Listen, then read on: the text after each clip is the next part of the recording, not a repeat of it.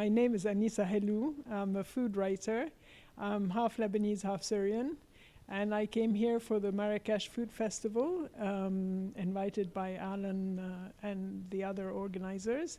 And I think it's a great initiative. It's really interesting. And it's the first time that they do it in Marrakesh. I just done a cooking class where I taught my students, who were all ladies actually, how to prepare a biryani, which is a kind of layered rice dish with an Emirati sauce, a vegetarian sauce, and saffron muhalabiye, mainly because saffron is very much used in Morocco, and I thought I would change the regular muhalabiye, which is plain in Lebanon, into a saffron one. Well, I started writing about food by sheer coincidence. I was in the art world before. And my first book was about Lebanese cuisine. Well, Lebanon is a very small country, and I didn't want to be pigeonholed as only a sort of expert in Lebanese food.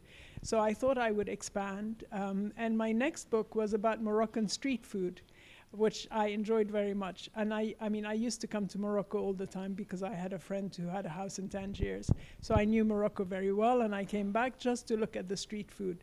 And you have a great kind of street food tradition here. And then, because I enjoyed the subject of street food, I decided to expand to the Mediterranean. And I wrote a book about Mediterranean street food. Then I kind of really enjoyed writing about food, meeting people to talk about food. You know, it's the kind of subject that makes people come together and open up, basically, because when I was in the art world, it was a kind of glamorous world. I kind of went to fancy places, but there wasn't this immediate connection to the people I met on the street, and taxi drivers, home cooks.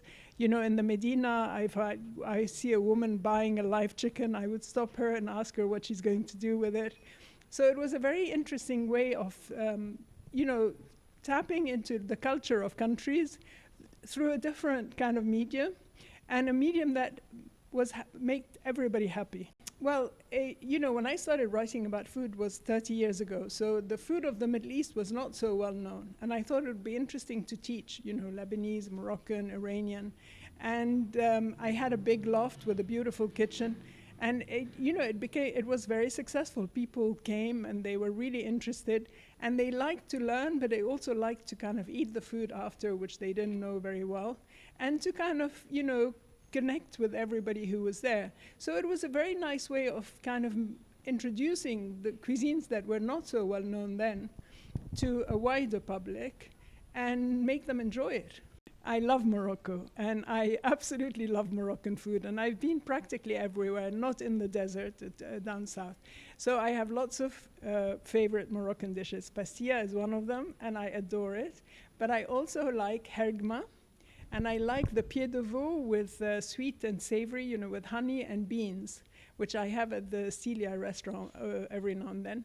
So I like the Tajines that are sweet and savory because they're very interesting. Pastilla is also sweet and savory, and it's a very elaborate dish and very special. And when they make it with whole pigeon, I absolutely love it.